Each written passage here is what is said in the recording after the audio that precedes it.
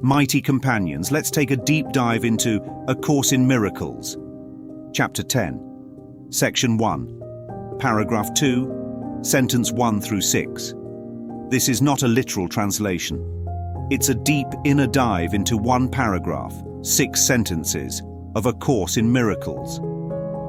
But instead of explaining it, we enter it. We enter it through a man named John.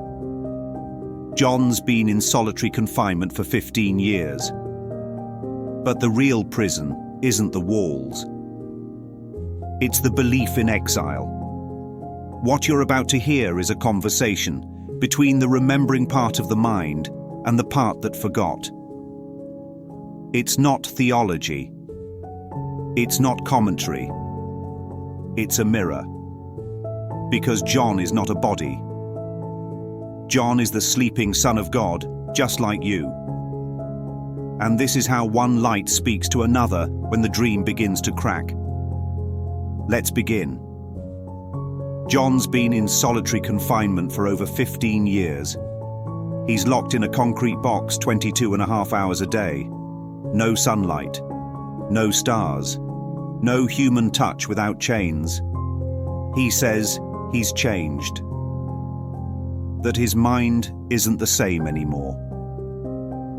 And he doesn't just mean his thoughts, he means the way he thinks has shifted. He says, I became angry. I became bitter. Even my thought process now is way different from what it was. And he's not alone in that. He says, I've seen guys lose their minds back here. But what if that's not because of the walls, John? What if it's because of the story the mind starts to believe inside them? What if the real sentence isn't made of concrete, but of self-condemnation? That's where we begin. You are at home in God, dreaming of exile, but perfectly capable of awakening to reality. John, you feel exiled, cut off, thrown away. But what if the exile isn't real? What if it's a belief, projected into form? What if you're still at home in God right now, but the mind has fallen asleep to that? What you're seeing, the years, the bars, the past, it's the content of the dream. But the truth underneath it hasn't moved. And the same way you fell into this dream, you can wake up from it. Not by force, but by willingness. You're not being punished, John. You're dreaming. And the door to awakening was never locked. It is your decision to do so.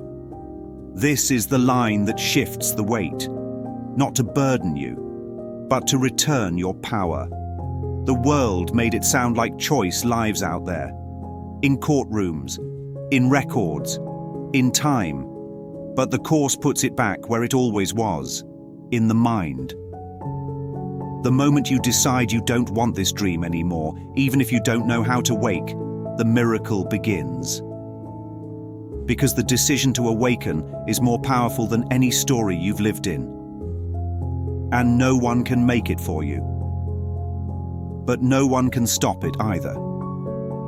You recognize from your own experience that what you see in dreams you think is real while you are asleep. You've woken up from bad dreams before. And for a moment, just a moment, you believed they were real. In here, the concrete makes it more convincing. But the same rule still applies. When the mind is asleep, it believes what it sees. Pain feels permanent. Guilt feels deserved. The story feels like fact. But all of it, every piece, is dream content. And the instant the mind begins to stir, it starts to question it. That's what we're doing right now. Yet the instant you awaken, you realize that everything that seemed to happen in the dream did not happen at all. That doesn't mean you didn't suffer. It means the thing you thought you were, the guilty one, the fallen one, the punished one, was never real. The dream self walked through pain. But the true self, the holy mind, remained untouched. It doesn't need healing.